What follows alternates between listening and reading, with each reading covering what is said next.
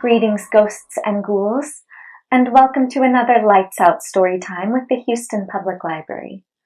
My name is Rachel, and today I will be reading Reflection, written by Jessie Refson, from the collection Ghost. We would like to thank Chronicle Books for giving us permission to read this title. And although this story is scary, it should be appropriate for kids ages 10 and up. Are you ready? Reflection. Rain whipped at Catherine Halton's window as she huddled, frightened, in her bed. Though the power was out and wind howled fiercely outside, Catherine's fear was not from the storm. It was from a single, methodical noise that punctuated the room. The insistent tap of a finger on glass, not from her window, from her mirror. Tap, tap, tap. The room was dark, but there was just enough light for Catherine to distinguish the gleam of the looking glass across the room. There she could make out faint movement, just her reflection. She reached for the glass on her nightstand, hoping the water would calm her shaky nerves.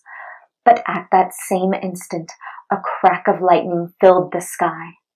In the momentary flash, Catherine caught a glimpse of her reflection, this time glaring out from the surface of the glass, its grin stretched wide with malice. Catherine dropped the glass in a fright.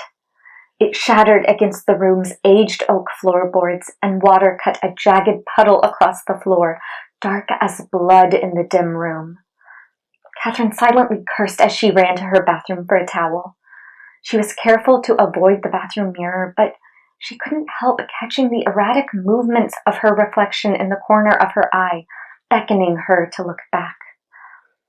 As she hurried to her bed, the same insistent tapping followed her from the bathroom. Tap, tap, tap.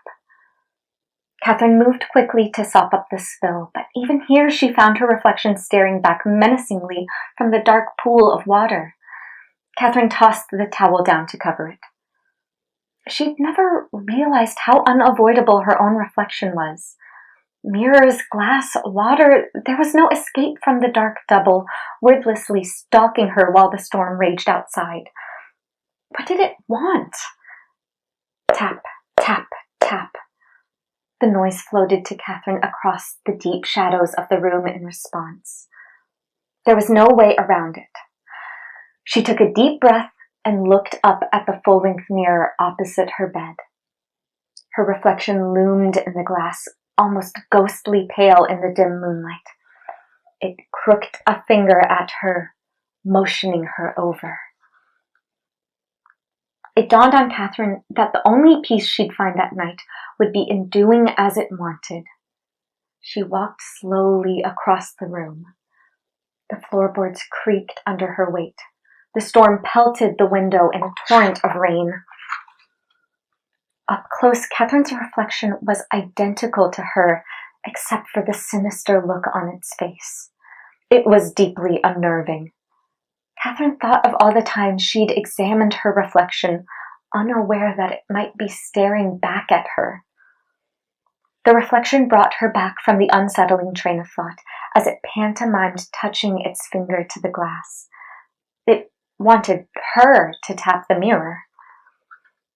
At Catherine's hesitation, a clap of thunder drew her attention to the window. Her reflection was there as well, staring out from the glass pane, a reminder that there was no escape.